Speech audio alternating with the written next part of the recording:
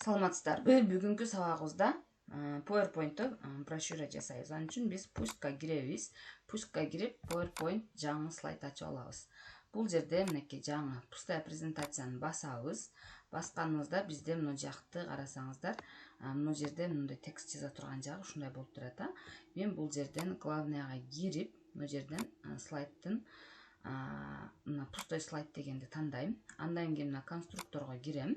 Конструкторго киргенден размер слайда настроить дегенди басам. Размер слайданы баскандан кийин настроить размер слайдов дегенди басам. Бул жерди 120 кылам. 120. Ал эми мына жерде болсо 21. Окей.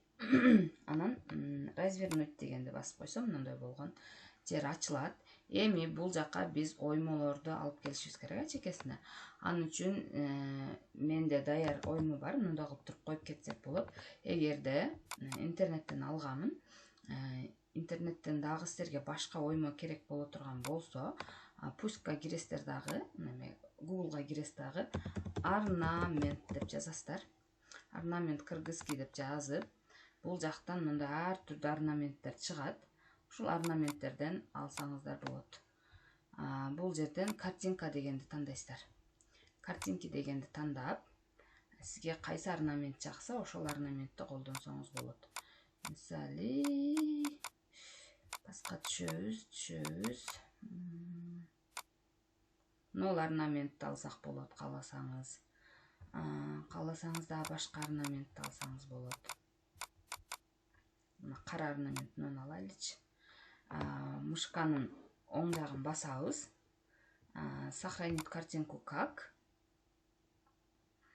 Мына жака JPEG кылып сактап алабыз. Сактап алгандан кийин жанагы презентациябызга киребиз. Пустой презентациябызга. Мынага киребиз. Киргенден кийин мына вставка менюсунда рисункиге кирип, это устройствого киресиздер дагы. Бул жактан загрузкиден мына оймону алып вставить. Вставить дейсиздер. Бул жакты сиздер өзүңүздөрдүн өлчөмүңөргө каратып кичинертип мындай кылып алсаңыздар болот. Мен мынтип кичинертип алайын. Анан бул жакка мындай кылып туруп коем. Эми ушуну эле Ctrl-C, Ctrl-V, Ctrl-C, Ctrl-V деп туруп эле бул жактарга коюп кетишибиз керек. Бул жака жылдырабыз. Бул жака жылдырабыз. Бир аз мындайраак жылдырайын. Бул жака дагы жылдырайын. Анан бул жака жылдырайын.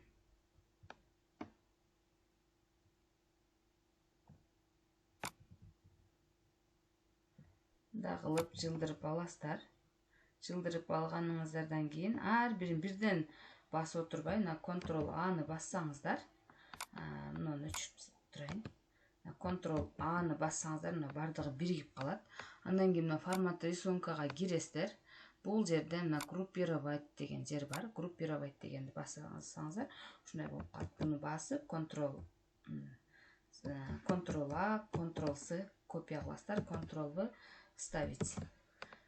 Мындай кылып туруп өзүңүзгө керектүү жерге коесуздар.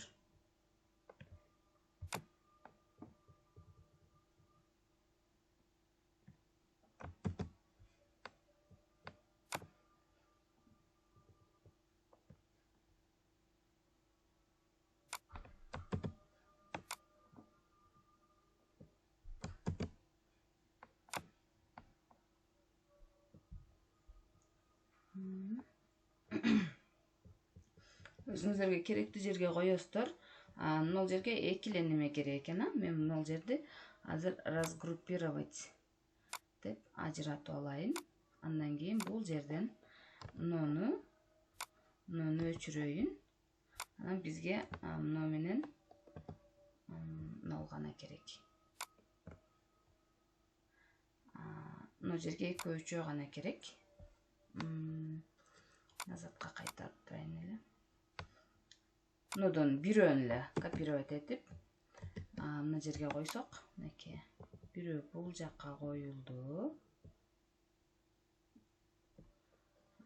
дагы бирөөн койсок, дагы бул жакка мындай коюлат. Дагы копировать этебиз, аларды алды жакка алып түшөбүз. Дагы жылдырабыз, буларды дагы алды жакка алып түшөбүз. Аларды бир аз басыраак түшүрүп коеюн.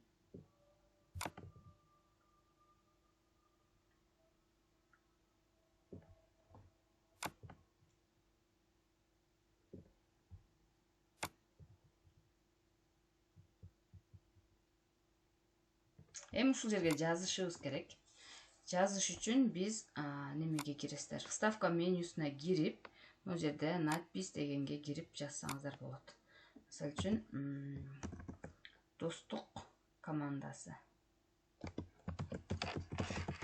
Достук командасы деп жазсак, ушул жерде Ctrl-A менен белгилеп көгөртөбүз дагы.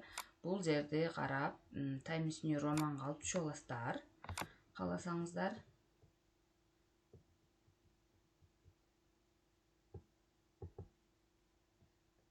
Мына Times New Roman. Бул жерде 240 размерге коесуздар.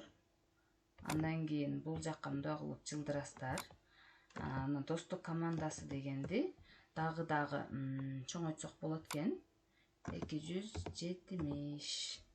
Анан мына жакты жирный кылып койсок. Мынакей достук командасы.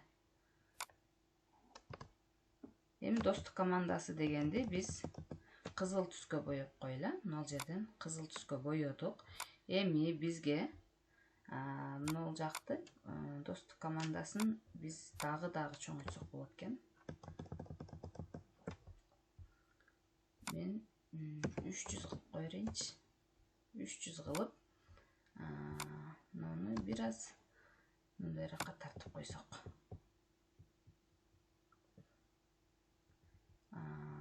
Бул жерден дагы мындай кылып өтөракка тартып койсоңуздар болот. Эми мына жакка мен баланын сүрөтүн коюш үчүн дагы вставка менюсуна барам.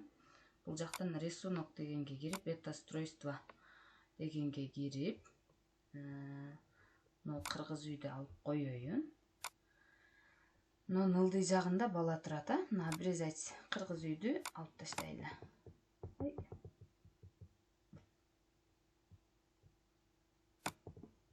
Мындай кылып туруп кыргыз үйдү алып таштасак, мындай болуп калат.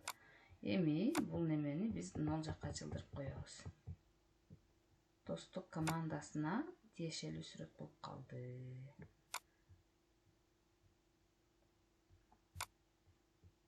Мынаны бир аз өтөгө жылдырып, мындай кылып койсок, эми принтерден чыгара беребиз. Принтерден чыгарыш үчүн листибизди клейлеп скотчтойбуз.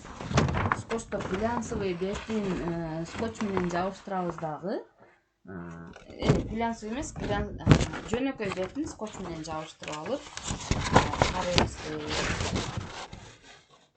Инстаграмга видеосун жайлап койгонмун. Эми бул жактан файлды басасыздар, печатьты басасыздар, свойства принтера дегенге киресиздер. Бул жактан пользовательскийди тандайсыздар. Пользовательскийди тандап, ширинаны 210, длина бумагини 1200 кылып, окейди басып коесуздар. Андан кийин мындай кылып печатка айдай берсеңиздер болот.